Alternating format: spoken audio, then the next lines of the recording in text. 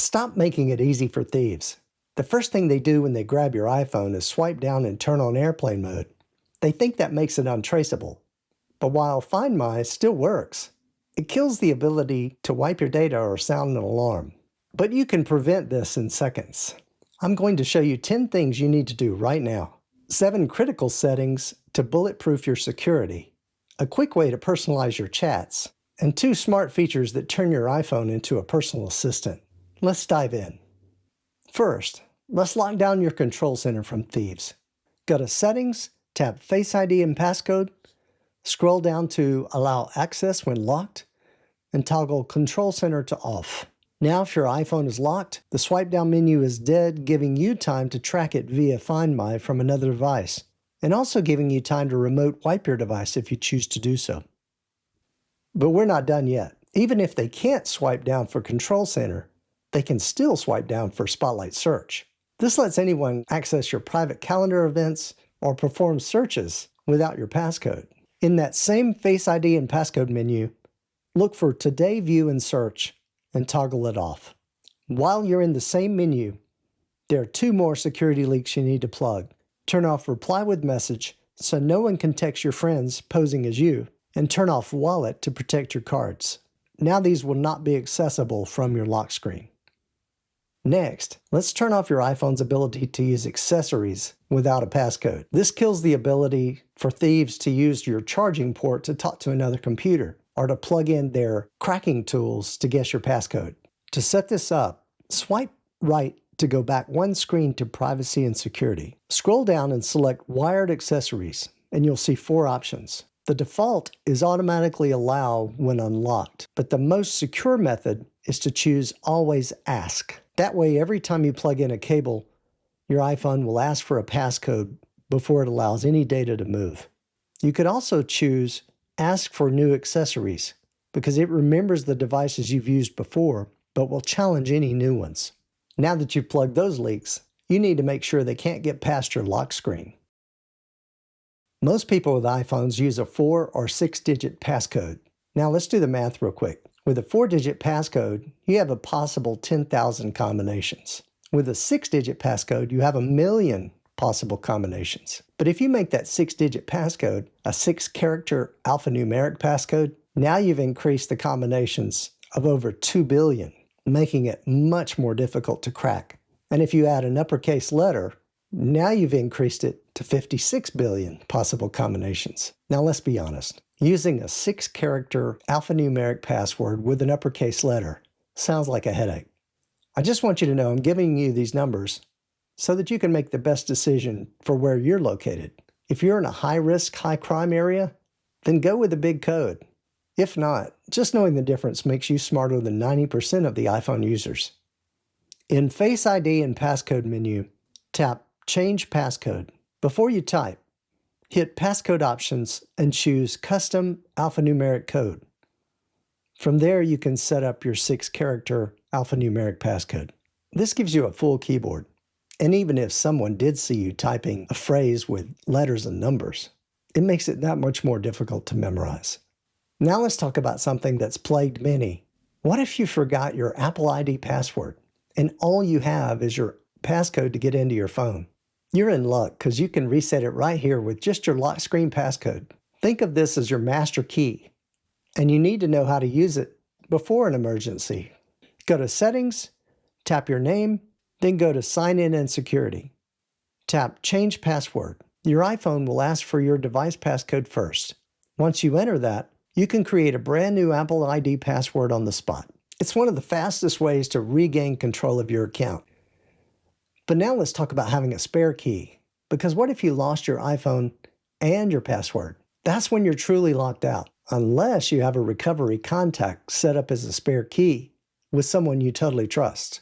In that same Sign In and Security menu, under Recovery Methods, tap Recovery Contacts. Add a close family member or friend here. Choose someone you totally trust. Now if you ever get locked out, as long as you have this recovery contact set up, Apple sends them a code which gives you a way back in. They don't have access to your data. They're only holding the spare key for you.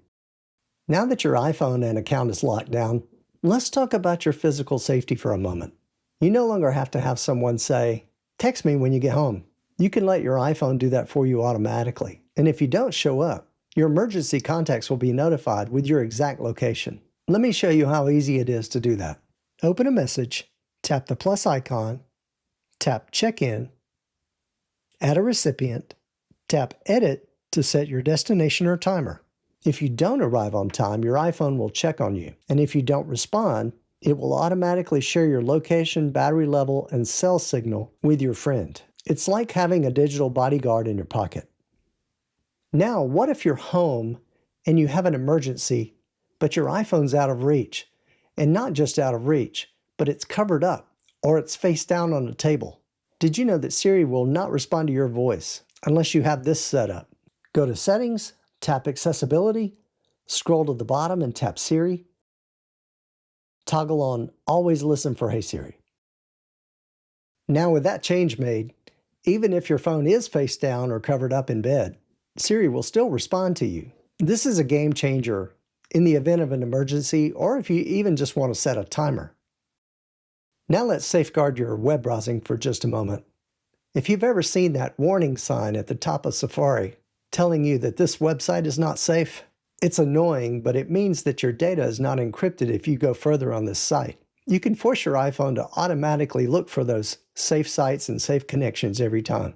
Go to Settings, Apps, Safari. Scroll down to the Privacy and Security section. Toggle on Fraudulent Website Warning and Not Secure Connection Warning. If the site is still not secure, it's a major red flag and you need to get out of that website. Now we've talked a lot about security, but let's lighten it up for a moment. If you've ever used those boring static stickers when you're texting, then you should try this. You can actually turn your live photos into some moving stickers that will really enhance your chats. Here's how to do that. Open your Photos app and find a live photo. Long press the subject until it glows, then tap Add Sticker, tap Add Effect, and select Live if not already selected, just to keep it moving. There are two more tips that I want to share with you, and both of these really make your life easier. How many times have you thought, the next time I talk to my friend, I really need to tell them that story? Did you know that you could set up a reminder that would pop up as soon as you started texting with your friend, which would remind you to tell them about that event? Let me show you how to do that. Open the Reminders app and create a task. Tap the eye icon for details and toggle on When Messaging. Now just choose the person from your contacts. The next time you open your thread in Messages to say hi, your iPhone will instantly ping you with that reminder.